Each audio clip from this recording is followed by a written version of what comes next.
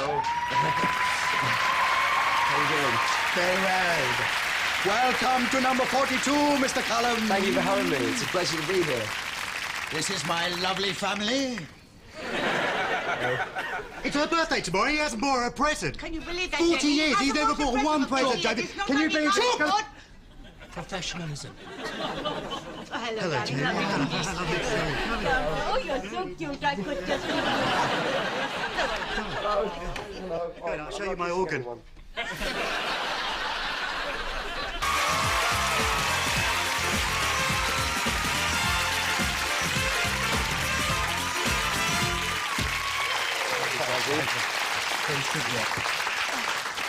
Welcome to number 42. Thank you. It's beautiful. Is it? Yeah, it's great. Yeah, you're just saying that. No, it's lovely. Yeah, you're just being nice. It's the nicest one I've been to. Would you? Really? Yeah, it's great. Would you live in it? No. Yeah.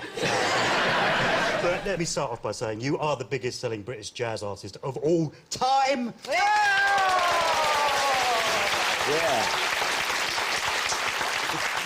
Yeah, but I was going to say, it's been a really rapid rise for you, isn't it? How have you handled that change from being nobody to being somebody? I think because I was always so into the music I was making, I reckon it's hard when you get pushed into something that you're not sure about. You know, if people are giving you songs or telling you to sing a certain way or dress a certain way. But I just always did it really on my own terms. So. Well, how's your family kind of dealt with that change? I can't really explain how it works, but you see everyone kind of gradually get over it, one by one. Right. And I think my mum was the first one. She was over it, like, after the first... She still keeps everything. Right. And still videos everything. Yeah. And then tells me, you know, whether I was smiling enough or whether I was an idiot or I stopped swearing or whatever. Well, your nan, is it your nan who's... My nan is from Burma. In fact, my mum was born in Burma. Oh, so, right. Yeah. But is this right? Your grandmother was Omi? That's right, my German grandmother, my dad's side. You got one in every country. That's yeah, my German grandmother, and my Portuguese grandmother, and That's my right. Botswana grandmother. And then me too. I did, yeah. Oh, did she also wear pebble glasses and sit with her legs very wide apart? Definitely not, no. No, she was a cross-legged kind of lady. Oh, really? Tough life. Yes, Yeah. it makes you cross your legs, Yeah, doesn't it? Now, the other thing I wanted to ask you is, how many gold records have you got? I reckon I've got about, 10 or 12. It's bizarre, Good, yeah. is it? Really? Crazy. Fantastic. I don't put them up, though. You don't put them up? No. We put them up on the outside of the house. But actually, I've got 2 gold records. Have you? Yeah, I've got ABBA, gold, and gold by Spandau Ballet. Nice. So, Mr. Cullum, what's it feel like to have had a #1 single in the charts? I never did have a #1 single in the charts. We know. We were having a laugh about it earlier. We have. Oh, I see. It sold millions. And we got to work with Gareth Gates, the governor. Oh, I remember that. Yeah, that was some classy stuff, man. Oh, Yeah. Never mind, Jamie, my little jazz puppet. Just because you haven't had a #1, I did hear that you were up for a Grammy. That's true, I was up for a Grammy. And here I am.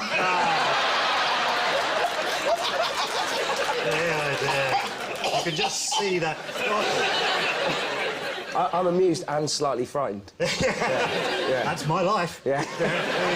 Pinch your cheeks. All 4 of them. Dear, oh dear. I'll look forward to that, yeah. You'll regret it afterwards.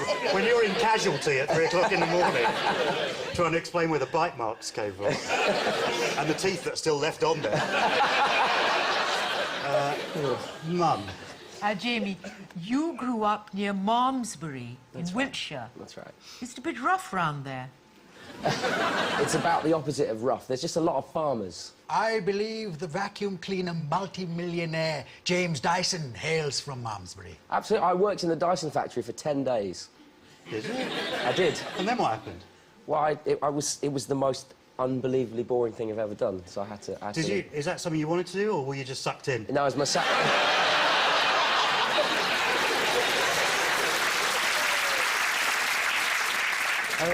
Mum.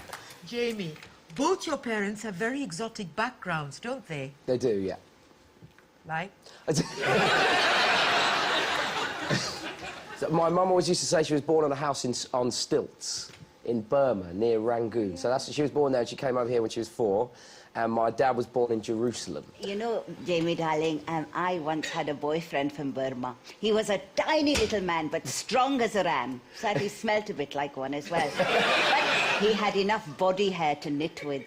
I'll never forget him. Oh, that's disgusting. Now, as well as being a musicalist, you're quite clever because you went to university, didn't you? Oh, well. You went to university. And what did you study? I started off doing English literature. Oh. Oh. Yeah. And then I ended up doing English literature and film and creative kind of things. Oh. Right. Yeah. So, nothing to fall back on then? No, You better make a go of this whole piano thing.